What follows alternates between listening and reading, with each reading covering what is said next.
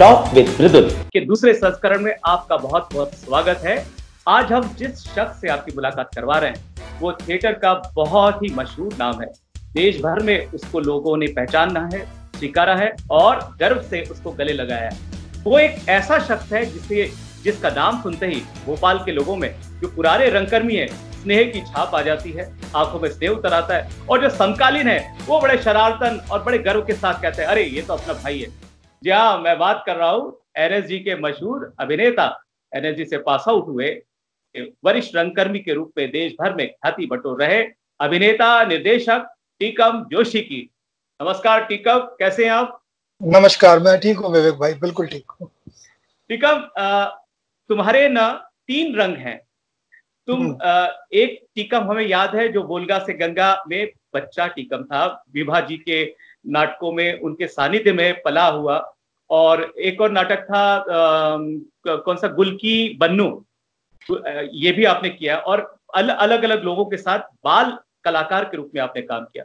उसके बाद आपने एक परिपक्व अभिनेता के रूप में, परिपक्व युवा अभिनेता के रूप में कॉलेज और फिर समकालीन भोपाल के रंगकर्मियों के साथ काम किया। बहुत सारे नाटक, मुझे तो याद है होली आज तक मैं नहीं भूला हूँ, हमारे सच्चिदानंद जोशी के साथ किया हुआ पगला घोड़ा भी मुझे याद है, और भी आप लोगों ने बहुत सारे नाटक किए हैं। और एक तीसरा रंग है जो टीकम जोशी, निर्विवाद रूप से भारत का एक मशहूर अभिनेता, रंगकर्म की जिसकी रग रग में रंगकर्म है, ऐसा टीकम जोशी। कैसा लगता है ये 3 तरह का अपने आप बारे में जो परिचित लोग हैं उनके बीच में आप जब जाते हो तो कैसा लगता है आप? पता नहीं, मैं इस तरह से 3 रंगों के बारे में खुद कभी सोचा नहीं। आपने मुझे सोचवाया तो मैं अब सोचने पर मजबूर हो रहा हूँ कि हाँ, ये 3 रंग बड़े अद्भुत हैं, क्योंकि ये तीनों रंगों ने जो जिसमें सबसे पहला रंग है जो मेरे चाइल्ड थिएटर का है या बच्चों के साथ का, बच्चों के रूप में काम करने का है, उसने एक खास किस्म की नींव तो डाली है, एक खास किस्म का रंगमंच का संस्कार तो मेरे अंदर पैदा किया। और जैसा कि आपको पता ही है कि जब हम छोटे थे तो हमारे प्रदेश में और हमारे शहर में किस तरह के लोग कितना बड़ा और कितना अच्छा काम कर रहे थे, तो उसने एक थिएटर का संस्कार तो दिया है। और फिर युवा होने के बाद वो एनर्जी, आपकी युवा एनर्जी में जब आपकी इसको कहते हैं क्रिएटिव एनर्जी ट्रांसलेट होती है तो वो एक नई दिशा में जाती है। और जहां तक ख्याति प्राप्त करने का तीसरा रंग है, वो अभी तो मुझे लगता है कि मुझे बहुत सारी ऐसी चीजें हैं जो अभी करनी है, तो तीसरे रंग में अभी थोड़ा और कसर रह गई है, उस रंग को भी अभी पूरा करना बाकी है मुझे लगता है। क्या क्या क्या करना चाहते हो? थिएटर में इतना नाम कमाया, इतने अच्छे अच्छे निर्देशकों के, मतलब निर्देशकों की पहली पसंद मैं जानता हूं कि टीकम जोशी है। अगर टीकम काम कर रहा है तो फिर वो कहते हैं कि वाह, हिंदी रंगमंच में तो यही हाल है। तो अब और क्या बचा है? इतना क्या बचा है? और कुछ बचा है, मतलब जो कुछ अब हम लोग इस शहर में रहते हैं और बड़े होते हैं, अलग अलग शिक्षण संस्थानों में चीजें समझते हैं, बूझते हैं, दूसरों का काम जानते हैं, पूरी दुनिया में किस तरह का काम हुआ है, किस तरह का होना चाहिए हमारे देश में भी, उस तरह की इच्छा अभी भी बची हुई है कि कुछ उस तरह के रोल जो कभी किए नहीं गए हैं, कुछ उस तरह का एटमॉस्फेयर। मेरा ज्यादा फोकस नाटक करने में नहीं रह गया। अब मुझे लगता है कि उन चीजों को अचीव करना चाहिए जो दुनिया में हो चुके हैं, लेकिन हम उसके पीछे अभी तक गए नहीं। जैसे कि ऑडियंस का जो सरोकार है एक अभिनेता से, एक थिएटर करने वाले से, जो विदेशों में काफी है, वो समाज का एक बहुत बड़ा हिस्सा होते हैं और समाज में उनकी अलग किस्म की रिस्पेक्ट होती है। और दूसरे कुछ ऐसे रोल, कुछ ऐसे स्तंभ जो लोगों ने, बड़े एक्टरों ने साबित किए हैं पूरी दुनिया में, उस तरह का काम मुझे लगता है अभी और बचा है करने को। इससे पहले कि और उम्र निकल जाए, मैं जरूर चाहूंगा कि वो सब करना चाहूँ। बाकी अपने यहाँ के लोगों ने तो, मुझे तो निर्देशकों ने ही बनाया, ये बात तो मैं हमेशा कहता हूँ। मेरे निर्देशकों और मेरे गुरुओं ने मुझे बनाया है, या मैं जो भी कर पाता हूँ वो उन्हीं की वजह से कर पाता हूँ। वो सारी मेथोडोलॉजी या प्रोसेस जो डेवलप हुई है इतने सालों में, मुझे एक्टर भी निर्देशकों ने बनाया, मुझे रंगकर्मी भी निर्देशकों ने बनाया, मेरे टीचरों ने बनाया, मुझे टीचर भी मेरे निर्देशकों ने बनाया। तो मुझे लगता है कि ये सब चीजें बड़ी महत्वपूर्ण हैं, और इन सब चीजों को जज्ब करके आगे कुछ नए प्रतिमान और ऐसे स्थापित करने चाहिए जिससे लगे कि हाँ आप कुछ कर चुके हो या करना चाहते हो। वो बहुत जरूरी चीज है मुझे लगता है।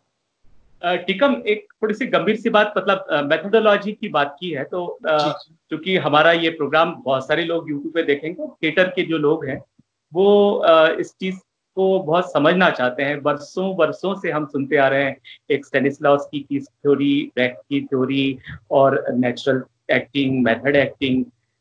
एक टीचर के नाते मैं बहुत ज्यादा बड़ा लेक्चर तो नहीं आपका रख सकता अभी इस वक्त, लेकिन एक जो छोटा छोटा हमारे जो भोपाल के भी रंगकर्मी है या कहीं भी पूरे देश के रंगकर्मी है, थिएटर सीखते हैं, तो उनको मेथोडोलॉजी के बारे में थोड़ी सी टिप्स या इस तरह की कोई चीजें अलग अलग ब्रेख्टियन और ये स्टेनिस्लॉवस्की और ये सारी चीजें बता सके तो बहुत मेहरबानी। अब स्टेनिस्लॉवस्की, ब्रेख्ट, आर्थो और उसके बाद माइजनर, स्टेला एडलर वगैरह जिन लोगों ने जो मेथोडोलॉजी डेवलप की है, मुझे लगता है कि थ्योरीज जो डेवलप हुई है वो थ्रू प्रैक्टिस हुई, और प्रैक्टिस करने के लिए जो समय चाहिए वो समय मुझे लगता है आज की युवा पीढ़ी को देना चाहिए। मैं ये नहीं कहता कि मैं माइजनर की थ्योरी जानता हूँ पूरी तरह से, क्योंकि मैं ये कहना मुझे चाहिए भी नहीं अगर मैंने उसको प्रैक्टिस नहीं किया।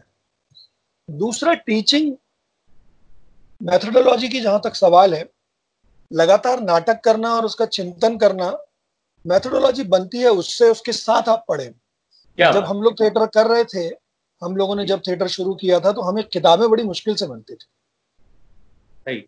हमें किताबें ढूंढने जानी पड़ती थी, लोगों से मांगनी पड़ती। आज की तारीख में गूगल पे सब अवेलेबल है। पर अभी भी मुझे लगता है कि थिएटर में एक टीचर या गुरु होना इसलिए जरूरी है कि वो मेथोडोलॉजी आपको कम्युनिकेट कैसे करे।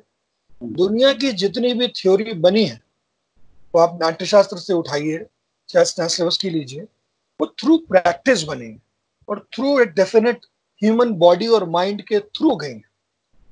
तो जब तक आपका माइंड और बॉडी उससे गुजरेगा नहीं, तब तक आप ये तय नहीं कर सकते कि वो थ्योरी आपके लिए वर्क करती है कि नहीं।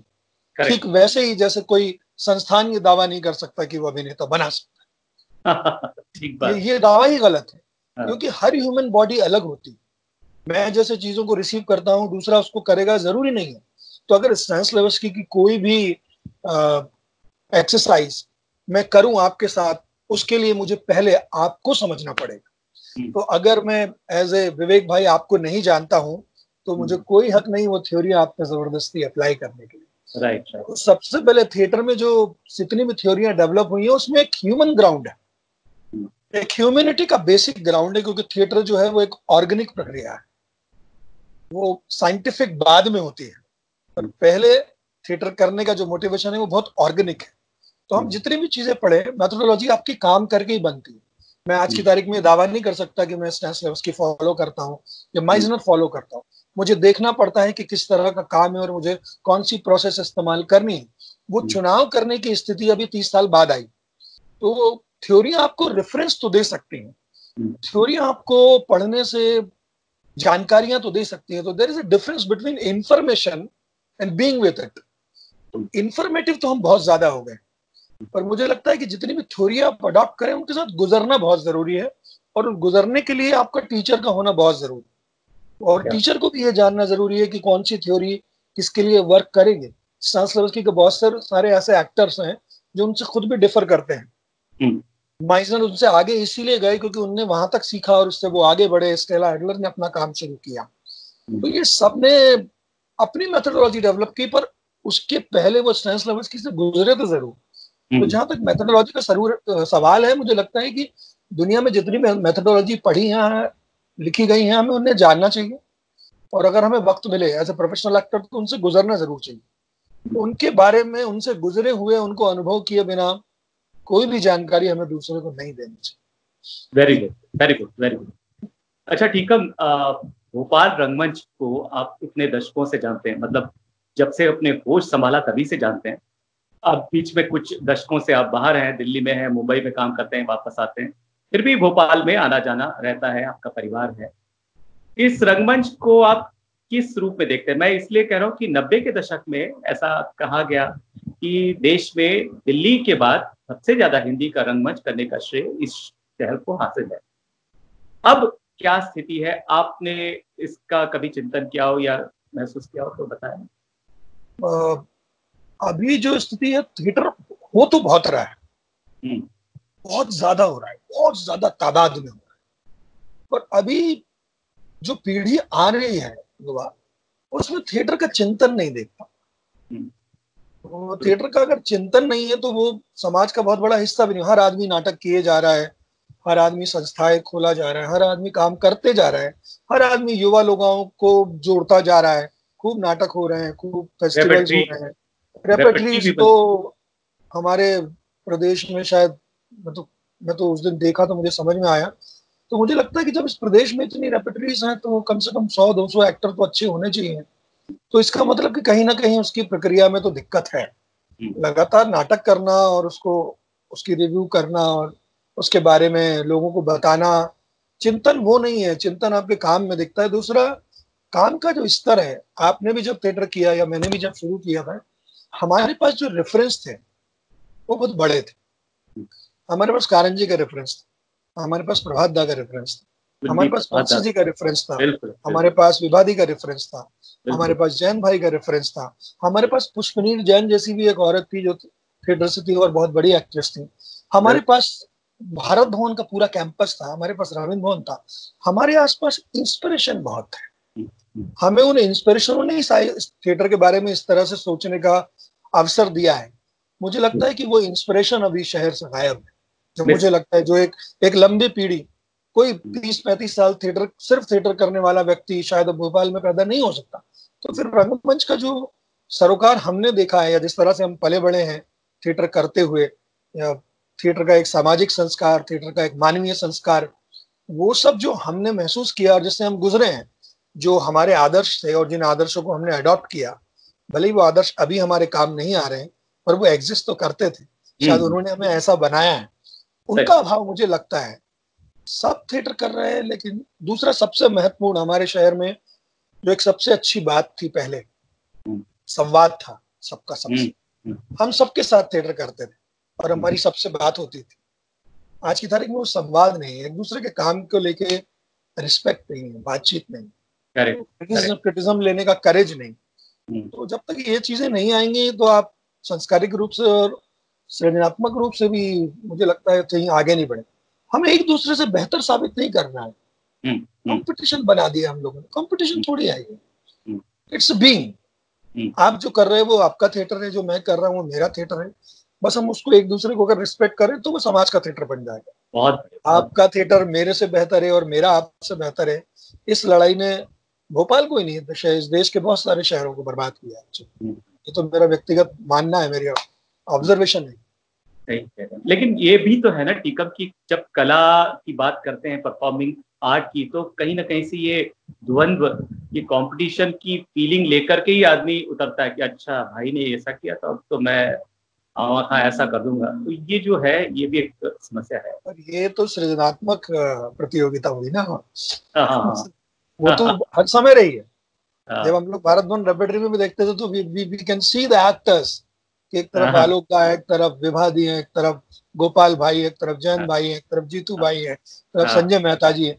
ये लोग जब सब काम करते थे तो वो सृजनात्मक प्रतियोगिता तो हमें साफ दिखाई देती थी। सरोज जी भी, सरोज दी, विभा दी, अनिता दी, हम तो खैर सबको, आलोक भाई, कितने तो लोग थे। मतलब हम तो बचपन गुजरा इन लोग के साथ। पर उसमें कंपटीशन जो था वो बड़ा क्रिएटिव था, बड़ा मजेदार था, सिखाता बहुत कुछ था वो। एक और बात करना चाहता हूँ कि जो रंगमंच है, खास करके आप सरकारी रंगमंच से भी जुड़े, मतलब एक तरीके से एनएसडी और उसकी तरफ, इस रंगमंच को लेकर के हमेशा एक क्रिटिसिज्म चलता है कि अरे यार ये तो बहुत पैसा लगा कर, हम तो क्या, ये रंगमंच तो क्या है, इतना पैसा लगता है तो कोई भी कर लेगा, हमको देखो हम कैसे एक एक पैसा जोड़ जोड़ के कर रहे हैं। इस बात में, इस मिथ में कितनी सच्चाई है और कितना, मतलब ये गुनाह तो नहीं है। खैर सरकारी रंगमंच में अगर पैसे का ज्यादा उपयोग होता है तो वो तो उनका हक भी है, पर क्या टेक्निक, पैसा हमारे थिएटर पर हावी होता जा रहा है इन दिनों? मतलब जिस तरह से प्रयोग हो रहे हैं, मल्टीमीडिया सेटअप है, खैर आपके शहर शटर डाउन में भी मल्टीमीडिया सेटअप है, ऐसा क्या लगता है कि इस तरह की टेक्निक को जब संसाधन ज्यादा होते हैं तो आदमी ज्यादा इस्तेमाल करता है और एक्टर पे भरोसा कम, और टेक्निक, फॉर्मेट और म्यूजिक, लाइट, झामा, इस पे ज्यादा होता जा रहा है ये प्रवृत्ति देखने को? मैं कहूं उसके पहले आप कुछ कहें कि मुझे ये लगता है कि थिएटर एक ऐसी विधा है ना जिसमें हर चीज आती है। अब सवाल ये उन लोगों के लिए जो ये चीजें यूज करते हैं कि वो किस ढंग से यूज करते हैं, क्योंकि फाइनली आप एक कंटेंट को लेके स्टेज पे जाते हैं। जैसे कविता है, सर्वेश्वर दयाल सक्सेना की आगे की कोई भी कविता आप सिर्फ पढ़ देते हैं तो वो आप तक पहुंच जाती है। उसके लिए आपको मल्टीमीडिया की जरूरत नहीं पड़ती, वो इसलिए क्योंकि वो बहुत विस्तार लिए हुए होती है। तो अगर आपके कंटेंट में विस्तार है, उस तरह का विजन है और कंटेंट आपका स्ट्रांग है, और उस कंटेंट को अगर हेल्प कर रहा है कोई टेक्नोलॉजी, तो वो बुरा ही नहीं। पर कंटेंट जो है वो टेक्नोलॉजी को हेल्प कर रहा है, गड़बड़ वहां है। और जहां तक पैसा का सवाल है, मुझे लगता है कि प्रोफेशनल थिएटर पैसे से नहीं होता है। प्रोफेशनल थिएटर काम करने के तरीकों से होता है। हम लोगों ने जो ग्रुप थिएटर भी किया है वो बहुत प्रोफेशनली किया है। आपको याद नहीं होगा कि हम लोग पगला गढ़ा की रिहर्सल में जब आते थे तो शायद ही हम लोग कभी लेट आए हों। क्यों? क्योंकि हमें पता था कि वो प्रभात दा वहां बैठे हैं लाइटिंग की क्यू लिखने के लिए। क्यों? तो प्रोफेशनल होना वर्क से होना है, पैसे से तो नहीं होना। पैसा तो किसी भी माध्यम में एक समय के बाद आता है, ये मेरा व्यक्तिगत मानना है कि जब किसी माध्यम को आप अपना समय और एनर्जी देते हैं तो वो माध्यम आपको इतना तो तय कर देता है कि आपकी जीविका चलती रहे। चॉइसेस आपकी है। तो पैसा होना जरूरी है, क्योंकि इस देश में संस्थान ज्यादा खुले हैं पैसों से। इस देश में एक्टरों के लिए रेपर्टरीज जो खुलनी चाहिए थी वो नहीं खुली है। हर आदमी संस्थान, हमारी भोपाल की अच्छी खासी रेपर्टरी बंद हो गई, खुलने का कहीं योग भी नहीं दिख रहा है। कम से कम वो एक रेफरेंस पॉइंट था, एक जगह थी, एक मोटिवेशनल स्पेस था, उसको डेड करके। और एक रोजगार उन्मुख चीज भी तो है। जो इतने एक्टर ट्रेंड हो रहे हैं बेचारे जाएंगे कहाँ? उनको काम करने की जगह ही नहीं। तो हर आदमी संस्थान खोल रहा है। तो पैसा संस्थान में लगाने के बजाय गवर्नमेंट को भी इस दिशा में सोचना चाहिए। इस देश के हर स्टेट में एक रेपर्टरी तो होनी ही चाहिए, मुझे लगता है, जो काम भी करेगी। उसका सामाजिक संस्कार जो है वो हमारे जो वरिष्ठ लोग हैं उनको ये कम्युनिकेट करना पड़ेगा कि रेपर्टरी खोलने का भी एक सामाजिक संस्कार है, एक सामाजिक सरोकार है। तो पैसा बुरा बात नहीं, पैसा बिल्कुल आना चाहिए। और या तो वो अपने दम पे इतनी खड़ी हो जाए और काम का स्तर इतना बड़ा हो जाए कि गवर्नमेंट उनको बेसिक सपोर्ट करे और वो खुद खड़ी हो जाए। उसके लिए आपको काम की क्वालिटी बदलनी होगी। पर क्या है, उसके लिए हमें अपने व्यक्तिगत स्वार्थों से उभरना पड़ेगा कि मैं ये अचीव कर लूं, और उससे नहीं निकलेंगे तो थिएटर तो फिर समृद्ध नहीं हो सकता। ये तो तय बात है। वो फिर गरीबी का थिएटर जैसे होता है वह। हमें अपनी व्यक्तिगत चीजों से तो बाहर आना ही पड़ेगा, हमें साथ लेके चलना। टीकम, आपको बहुत सारे सम्मान मिले, बहुत सारे पुरस्कार मिले। हाल में 2019 में क्या 18 में उत्तर प्रदेश संगीत नाटक अकेडमी अवार्ड मिला है। 2018 में ना कि 19? 18-19 का है शायद। जी जी तो जी। और इसके अलावा भी आपको, आप बताएं अपनी कौन कौन से अवार्ड मिले, हमारे लोग जाने। मुझे एनएसडी ने मनोहर सिंह अवार्ड दिया है 2014 के लिए। उसके अलावा 2009 में मुझे संगीत नाटक अकेडमी युवा पुरस्कार जो बिस्मिल्लाह खां है वो मिला था। मनोहर सिंह अवार्ड तो मैंने जिक्र कर ही दिया। पिछले साल मुझे उत्तर प्रदेश संगीत नाटक अकेडमी का अपना एक स्टेट अवार्ड है। उसके अलावा 2 उन्होंने नेशनल अवार्ड शुरू किए, जिसमें एक बीएम शाह पुरस्कार है और एक सफदर हाशमी पुरस्कार है। जो नेशनल अवार्ड है वो उन्होंने मुझे लास्ट ईयर दिया है। और लास्ट ईयर ही मुझे संगीत नाटक अकेडमी अवार्ड फॉर एक्टिंग मिला है, जो प्रेसिडेंट अवार्ड है, वो मिला है। इसके अलावा और भी बहुत सारे अलग अलग जगहों पर रंगांगन सम्मान, नट सम्राट और ऐसे बहुत सारे काफी सारे अवार्ड दिए हैं लोगों ने। मैं ये देख रहा हूँ, सुन रहा था कि इसमें मध्य प्रदेश की सरकार का कोई अवार्ड नहीं दिख रहा है। हाँ, ये बस पगला घोड़ा जब हमने किया था तो इफ्तिखार में मुझे अवार्ड मिला था। और इस बार फिर शायद उसकी संभावना बन रही थी, जो पैंडेमिक की वजह से रुक गया। तो वो अवार्ड भी घोषित है। संस्कृति विभाग से क्या आपको ऐसा नहीं लगता कभी? देखिए, मेरा ये कहना है, इस अवार्ड की बात को मैं ज्यादा महत्व नहीं देता, पर हर व्यक्ति को लगता है कि सारे दुनिया में सम्मान पाके आप घर आते हो तो अपने घर के लोग कहते हैं अरे वाह यार तूने बहुत अच्छा काम किया, तो सारा पैसा वसूल हो जाता है और लगता है कि एक बड़ा नोबेल पुरस्कार मिला है। आप इतने डिजर्विंग हैं, पर सरकार का इस और अभी ध्यान नहीं गया है। कहीं कुछ शूल चुभता है, किस तरह का कुछ सालता है।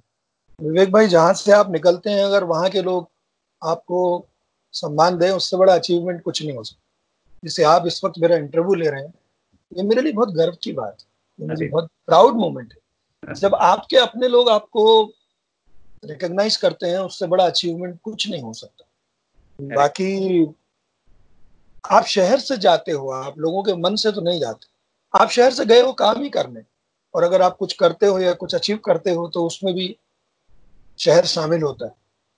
तो वो तो हमेशा लगता है ऐसा कि मतलब I can do lot of thing for MP and Bhopal, but I have one issue that I can't go and tell them that I want to do. That's my issue. I can't do it. After achieving and working so much, if they can't recognize me, then how do I proceed with this?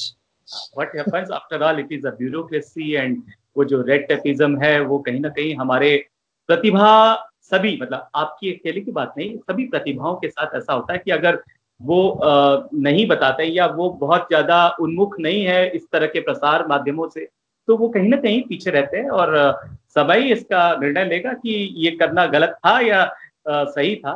पर सरकार को तो हम क्या कहें, लेकिन ये जरूर बता सकते हैं कि टीकम जैसा व्यक्ति हमारे प्रदेश का है, हमारे शहर का है, और उसमें बहुत सारी ऊर्जा है और उसका कहीं ना कहीं उपयोग होना चाहिए।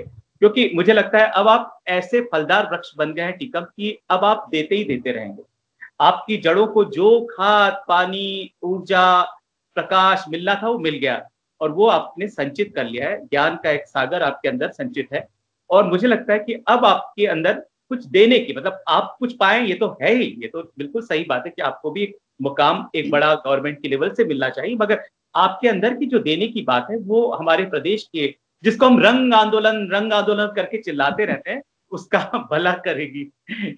बाय द वे, इस समय देश पे रंगमंच को लेकर के, खास करके हिंदी रंगमंच को लेकर के क्या स्थिति है? मैं ऐसा क्यों देखता हूँ कि आज भी मुंबई या गुजरात में भी देखता हूँ, वहां जो थिएटर है, प्रोफेशनल थिएटर जिसे हम कहते हैं, लगातार शोज पे शो, मतलब एक शो खत्म होता है दूसरे शो का वहां पे 500 रुपए, 200 रुपए, 300 रुपए के टिकट लगाकर देखना बिल्कुल आम बात है। हमारा हिंदी थिएटर या तो एलिट क्लास का थिएटर है, सूडो क्लास का थिएटर है, या फिर एकदम साधारण शौकिया रंगकर्मियों का थिएटर है, या सरकार द्वारा पोषित थिएटर है जहां पे पैसा नहीं लगता। भारत भवन ने समारोह किया तो हम चले गए, पैसा नहीं लगा। ऐसा क्यों हो रहा है कि प्रोफेशनल थिएटर की हमारे हिंदी रंगमंच का रंगकर्मी अपने दम पर अभिनय करके सम्मान के साथ एक हाथ कार, एक हाथ फ्लैट, बंगला नहीं तो एक सादा घर और एक वाइफ को इज्जत का एक परिवार को संबल दे सके, ऐसी स्थितियां अभी तक क्यों नहीं है?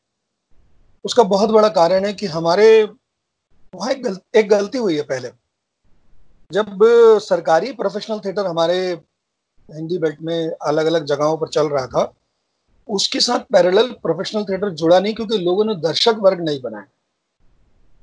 क्योंकि आपका साबका जिन लोगों से है, जो आपका दर्शक वर्ग है, अगर उसको आप नहीं जोड़ रहे, भाई हमारे थिएटर में आप मेरा प्ले देखने आ रहे हैं, अगर आप अपने साथ मेरा काम देख के चार और ऑडियंस नहीं ला पा रहे हैं, तो एक तो प्रॉब्लम दर्शक वर्ग से जुड़ने की है, दूसरी काम की क्वालिटी की भी है।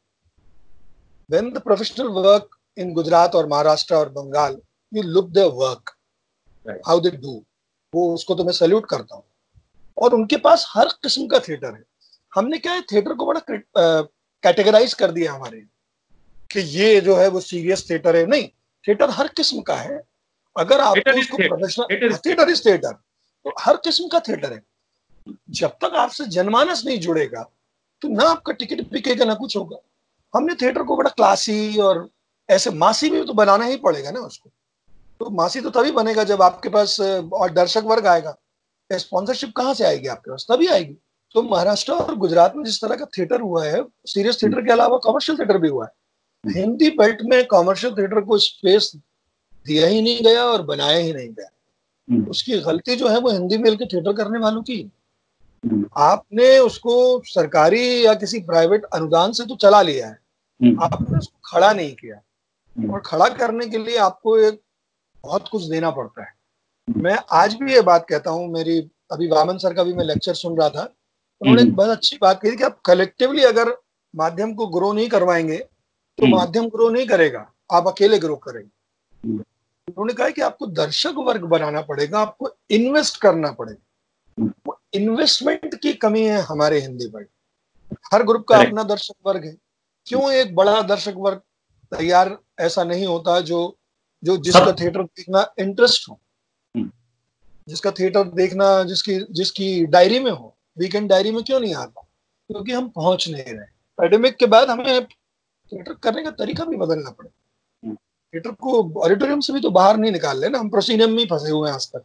प्रोसीनियम से बाहर ले जाओगे तो जुड़ोगे कैसे आप लोगों से? अगर आप उसको समाज का हिस्सा मानते हैं तो समाज जब तक जुड़ेगा नहीं तब तक टिकट भी नहीं बिकेगा ना उसका। तो आप प्लानिंग की थोड़ी प्रॉब्लम है मुझे लगता है। आप शुरुआत कीजिए सरकारी सहयोग से और फिर इंडिपेंडेंट हो जाइए। ऐसा किसी ने नहीं किया कि कोई भी संस्थान पहले सरकारी अनुदान से चला हो और फिर उसने काम इतना बड़ा और अच्छा किया हो कि वो अपने दम पे चला पाए। उसको वो परजीविता की आदत है। हम थोड़ा प्लानिंग्स में भी दिक्कत है। मतलब हमारे यहाँ एक्टर जब तक परिपक्व होता है तब तक उसके पास स्पेस नहीं होता। मैं एनएसडी रेपर्टरी 6 साल रहा, 3 साल एनएसडी करने के बाद 6 साल मैंने वहां काम किया। 6 साल में मैंने एज एन एक्टर अपने को सारी थ्योरीज को पकाया, बड़ा किया। जब मेरे एक्चुअल काम करने की बारी आई, वो रेपर्टरी 6 साल के बाद छोड़नी पड़ी, तो मेरा फायदा तो कोई और ही उठा रहा है, उस संस्थान को तो फायदा मिला ही नहीं। ठीक वैसे ही जैसे मैं यूनिवर्सिटीज में जाता हूँ, अलग अलग यूनिवर्सिटीज में जाता हूँ, पढ़ाता हूँ, प्ले करता हूँ या क्लासेस लेता हूँ। सो मेरी स्ट्रेंथ तो मुझे पता है कि मेरी स्ट्रेंथ कहाँ पहुंच गई, पर वो स्ट्रेंथ में सही लोगों तक तो वैसे भी नहीं पहुंचा पा रहा, चाहे वो प्रदेश हो चाहे दूसरी जगह है।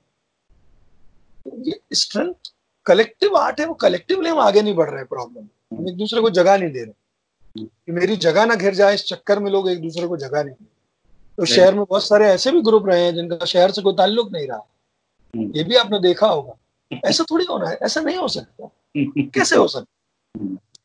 जब तक मध्य प्रदेश के लोग हैं और आप जैसे काबिल लोग हैं, अगर आप आगे आए तो हमें शायद ऐसी जरूरत नहीं पड़ेगी भविष्य बिल्कुल नहीं पड़ेगी, और पढ़नी भी नहीं चाहिए। क्योंकि मुझे मैं आज ये बात दावे से कह सकता हूँ, मुझे एक बेसिक इन्वेस्टमेंट गवर्नमेंट दे दे, उसके बाद मैं करीब 20 लोगों को रोजगार दे सकता हूँ। क्या बात, और फिर मांगूंगा नहीं। तो I have a planning for that. वो प्लान लोगों ने किया नहीं, क्योंकि मेरी चॉइस ही नहीं है बहुत बड़ी। मैं आज भी किराए के घर में रहता हूँ, तो मुझे मेरी चॉइस वो नहीं है ना कि मुझे लग्जरी चाहिए। आपको अच्छे से खाना है, अच्छे से सोना है, अच्छे से काम करना है। अगर आप जिंदगी में ये फलसफा बना लें तो आप बहुत सारे चीजों से बच सकते हैं। ठीक है। अगर आपके मन की बात की जाए कि भोपाल में आपको किसी का नाम लेना पड़े, या मतलब किन किन लोगों से आप मुतासिर हुए हैं, तो किन के नाम लेना चाहेंगे? भोपाल से शुरू करते हैं, फिर आगे जाएंगे। एज ए डायरेक्टर आपने जिनका काम देखा, सराहा।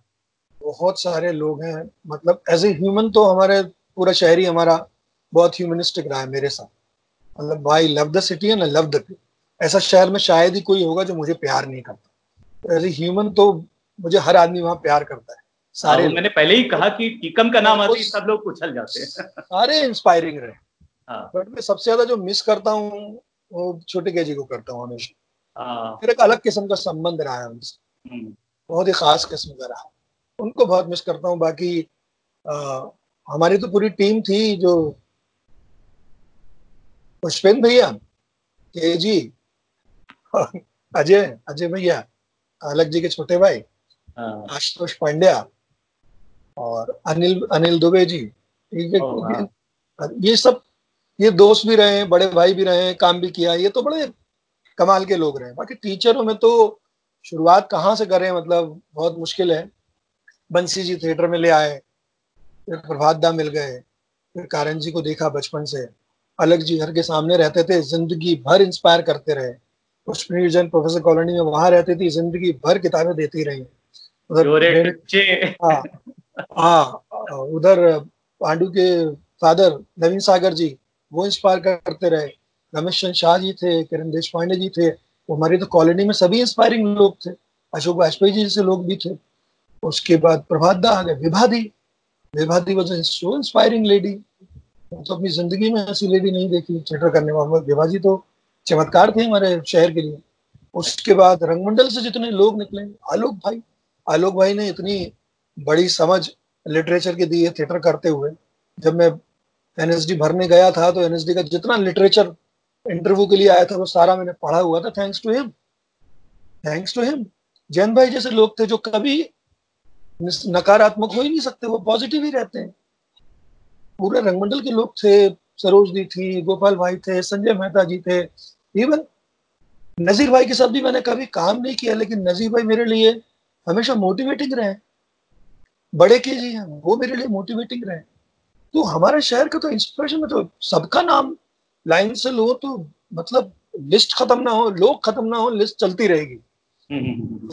सबने कुछ ना कुछ दिया है, कुछ ना कुछ सिखाया है। रंगमंडल ने बहुत सहयोग किया है मेरे ग्रुप के। अपना जो मेरा कॉलेज का ग्रुप था उसमें सारे इतने इंस्पायरिंग लोग थे, चिन्मय वगैरह थिएटर भी करते थे। चित्रांश से आप थे ना? ट्रांस कॉलेज में मैं तो थैंक्स और उनको बोलता हूँ। एक कोई स्किट किया था, बड़ा फेमस हुआ था, वो क्या था? वो एक दो स्किट किए थे हमने। एक तो हम बिहार में चुनाव लड़ रहे हैं, और एक सर्वेश्वर दास सक्सेना की का प्ले था, जो फर्स्ट प्राइज भी आया था। स्टेट चैंपियनशिप हम लोग लाए थे मध्य प्रदेश के लिए। और आप बिलीव नहीं करोगे, उस कॉलेज ने फिर 1.5 साल मेरे से फीस नहीं ली। Oh great. मैं थैंक यू उनको बोलता हूँ, वो फीस नहीं ली। उस कॉलेज की बिल्डिंग का उद्घाटन करने के लिए मैं हबीब साहब को बुलाया, और हबीब साहब आ भी गए। हबीब साहब भी थे जो इंस्पायर करते थे। तो वो शहर शहर ने खासतौर से एलबीटी, रंग प्रदूषक, दोस्त, रंगायन, भारत भवन, इन सब में जो लोग काम कर रहे थे और जिस ढंग से काम, ये सारे वो लोग हैं जो बहुत इंस्पायरिंगली काम कर रहे थे उस वक्त। तो इतनी सकारात्मक ऊर्जा, तो ये तो सारे लोग बड़े जीवन में महत्वपूर्ण है, महत्वपूर्ण रहेंगे। उसके बाद एनएसडी जाने के बाद तो जो गुरुओं का मिला और डायरेक्टर्स मिले, वो तो उनके बारे में तो क्या कहूँ। मतलब मेरे लिए तो बहुत इंस्पायरिंग है। बजाज साहब जिन्होंने पोइट्री की समझ दी, मोहन महर्षि जी जिन्होंने एक्टिंग को अलग नजरिया दे दिया देखने का, प्रसन्ना जो इरफान भाई के भी बड़े गुरु रहे हैं, उनने किताब निकाली, उस किताब में उन्होंने मुझे जगह दी और बहुत सिखाया उन्होंने मुझे। प्रसन्ना जी ने, वामन जी ने एक ऐसा प्ले दे दिया जो हिंदुस्तान में आज तक हुआ नहीं है, इतना पॉपुलर प्ले, जाने मन। यहाँ रुकना चाहूंगा, इस प्ले के बारे में कुछ बताओ, इसकी प्रोसेस। जाने मन, जाने मन की प्रोसेस बहुत अद्भुत थी। हमें बिल्कुल नहीं पता था कि कब खत्म होगी। रोज ये रूटीन था, 10 बजे पहुंच जाना है, शाम का पता नहीं होता था। और चूंकि सब्जेक्ट ऐसा था जो सोसाइटी से बड़ा अलहदा रहा है और बड़ा मिस्टीरियस रहा है, उसकी मिस्ट्री हर रोज खोलनी पड़ती थी थ्रू एक्सरसाइज। और वामन जी जैसे डायरेक्टर तो मतलब इतना सारा मटेरियल लेके आए थे, सुबह से रात तक डे वन से हम लोग साड़ियां पहन के कैंपस में घूमते थे। उसका मैनरिज्म और बॉडी एक्वायर करने में हमें 1.5-2 महीने लग गए। दूसरा, वामन जी ने जो उसमें एक्टिंग और स्पीच वर्क करवाया था हम लोग, वो मैं आई कांट मतलब बिलीव कि इतना साइंटिफिक तरीके से उन्होंने काम करवाया था हम लोगों को, वामन जी ने। उसकी प्रोसेस इसीलिए, उसमें गोविंद पांडे जो मेन रोल करते थे, गोविंद भाई हमारे मित्र, हमने कभी कल्पना नहीं की थी कि ये आदमी ये रोल इस तरह से कर जाएगा। That was his Vaman ji field.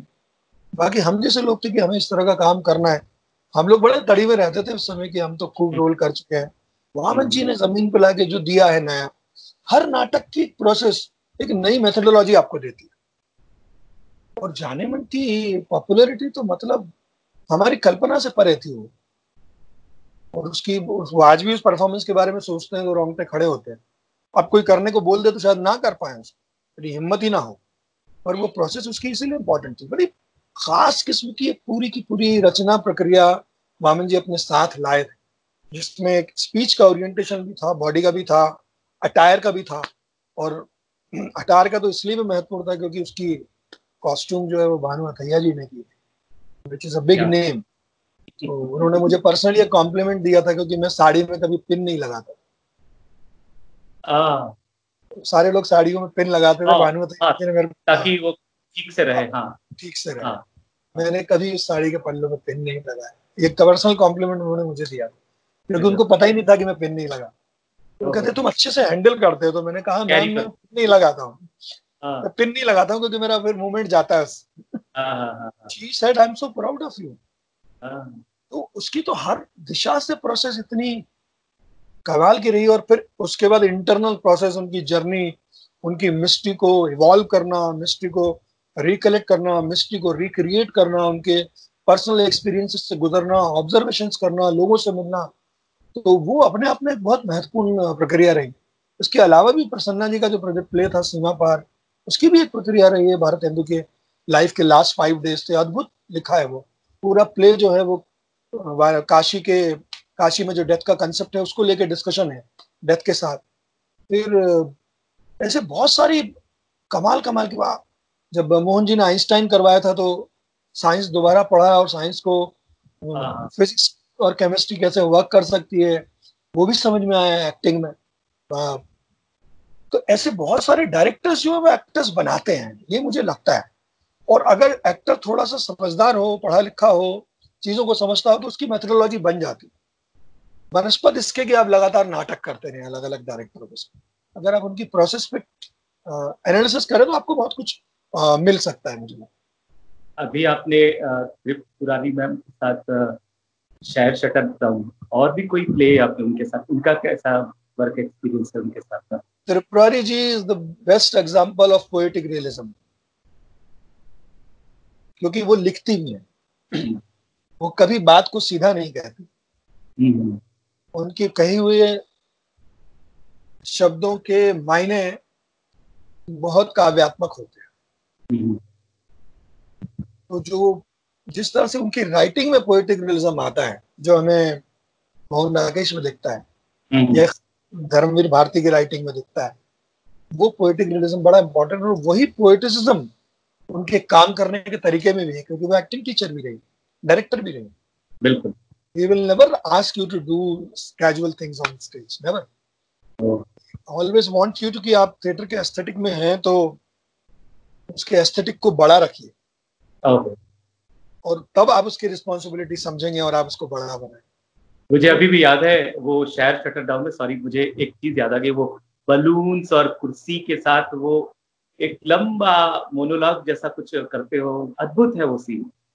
शायर शटर डाउन एक शब्द से शुरू हुआ था, अच्छा। लोनलीनेस। उसकी फर्स्ट रन थ्रू 2.5 घंटे की हुई थी। उस पर करीब मैंने 65 इम्प्रोवाइजेशंस किए थे, और अरे। मैडम ने करीब कुछ नहीं तो 80-100 पन्ने लिख दिए थे। बाद में हमने उसको एडिट किया, ये तो ज्यादा हो गया। हम्म, और वो एक शब्द से शुरू हुआ था, और आज वो नाटक, उस नाटक की रचना प्रक्रिया के बारे में मैंने एक आर्टिकल लिखा है, मैं आपको भेजूंगा, आप पढ़िएगा। मैंने किसी और को भी भेजा था, और उसको रस नहीं आया उसमें, क्योंकि उसमें इतनी ग्रामर थी। हाँ, हाँ, हाँ, तो अब हमारे यहाँ तो जो समीक्षक है वो व्याकरण नहीं समझना चाहता, वो रस समझता है उसका, हर चीज का। उसका जो मैंने ग्रामर लिखा है मैं आपको जरूर भेजूंगा, पढ़िएगा उसकी जरूर जरूर। प्रस्तुति के लिए। उसमें ग्रामर है, उसमें एक नई ग्रामर बन गई है वो प्रोडक्शन। अगर कोई भी प्ले आपको एक नई ग्रामर नहीं दे रहा है तो वो नाटक करना बेकार है। फिर तो आप आओ, लाइन याद करो और चले जाओ। तो वो ग्रामर के हिसाब से जाने मन हुआ, शायद शटर डाउन हुआ, या उत्तर रामचरितम हुआ प्रसन्ना जी का, या भानु जी का फिरोज शाह कोटला में अंधा युग हुआ, वो ग्रामर देता है आपको, नहीं वो बनाते हैं। तो इसलिए मैं कहता हूँ डायरेक्टर बनाते हैं एक्टर्स। अगर अच्छे विजनरी डायरेक्टर हो तो एक्टर बन सकते हैं। मतलब मैं कोई बहुत बड़ा एक्टर नहीं हूँ, लेकिन मैंने सीखा बहुत इन लोगों से, और अब मैं जो पढ़ा पाता हूँ वो ये सबका लब्बो लुआब ही है जो मेरे काम आता है। कोई खास दिशा में नहीं चलता।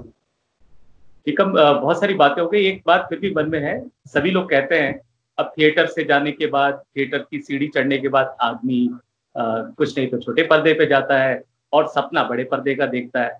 तुमने नहीं देखा? मैंने कभी ये सपना देखा नहीं, मैं सच बताऊं। क्या बोल। ये बात इसलिए मैं कह रहा हूँ क्योंकि जब मैं पास आउट हुआ था, बचपन का थिएटर का इंस्पिरेशन था। हमने थिएटर का स्टारडम भी देखा है भोपाल में। कि जब आलोक भाई का परफॉर्मेंस फुटबॉल का होता था तो टिकटें पैक हो जाती थी, ये हमने देखा है। तो मतलब ये पॉसिबल है हमारे मीडिया में। दूसरा, हम लोग जब पास आउट हुए थे तो बहुत इंस्पायरिंग सिनेमा भी नहीं हो रहा जैसा अब हो रहा है। मतलब जब वेनेसडे वगैरह आए हैं तो ट्रेंड बदला है। उस समय बहुत इंस्पायरिंग थिएटर नहीं हो रहा, इंस्पायरिंग फिल्म्स नहीं जो मुझे इंस्पायर कर सके। हो सकता है हो रही हो लोगों के लिए, पर मुझे उसने खींचा नहीं, शायद अट्रैक्ट नहीं किया। सीरियल का मेरा कुछ नहीं था, बाकी मैंने मीडिया का काम किया है और वो सारा दोस्तों के कहने पे किया। सारा या तो दोस्तों ने करवाया या उन लोगों ने करवाया जो मुझे प्यार करते। रैना सर के साथ बहुत काम किया, भोपाल में मोहन भैया के साथ भी शूट किया मैंने, यहाँ दिल्ली में दूरदर्शन के बहुत काम किए हैं। मतलब वो सब दोस्ती यारी में मैंने किया, लेकिन वो मेरा इंस्पिरेशन नहीं। तो बॉम्बे मेरा टारगेट नहीं रहा ऐसा कि, और ऐसा मेरा रिस्ट्रिक्शन भी नहीं है कि मुझे बॉम्बे नहीं जाना। But at the age of 46 I am looking for something specific. अब वो टाइम नहीं रह गया कि I just go for audition and सनी यंत्र बेचूं या सीरियल में डॉक्टर बन जाऊं। मेरा टारगेट अब नहीं रहा, अब क्या करूंगा। सही बात। वेब सीरीज करो। वेब सीरीज आजकल वाजपेयी जी कर रहे हैं, मनोज वाजपेयी जी की वेब सीरीज। और अब वो बहुत काम आते हैं, वो थोड़ा मैं इधर उधर थोड़ा लेजी हूँ इन सब चीजों में। मुझे लगता है कौन दे ऑडिशन, ये सब चलता है। पर वो मुझे लगता है कोई कंटेंट जीवन में ऐसा एक बार जरूर आएगा जब मुझे लगेगा कि हाँ मुझे करना चाहिए, और शायद मैं कर भी लूँ। मेरी आपत्ति नहीं है, रिस्ट्रिक्शन नहीं है, पर मेरा इंस्पिरेशन नहीं बन पाता। सही बात, बिल्कुल। ठीक है, आपसे बहुत अच्छी और लंबी बात हुई, इतनी विस्तार से बात हुई कि जैसे हम भोपाल में बहुत दिनों तक जब हम कभी इधर उधर मिलते थे तो अप्सरा में बैठ के या फिर रविंद्र भवन की लॉन में बैठ कर बात ही किया करते थे, लगभग वैसा ही महसूस हुआ है। मैं आपसे विदा लेता हूं और आपको बहुत बधाइयां देता हूं, शुभकामनाएं देता हूं आपके आने वाले सभी वेंचर्स के लिए। आपका जीवन सफल हो, थिएटर का सृजन का पहिया हमेशा चलता रहे और बहुत सरपट राजपथ जनपद सभी पथों पर सरपट दौड़े और हम सबको एक अच्छे टीकम के अलग अलग रंग दिखते रहे। इसी बात के साथ लेट्स टॉक विद विदुल के साथ इतना ही। नमस्कार। नमस्कार। थैंक यू विवेक भाई। Thank you. बाय।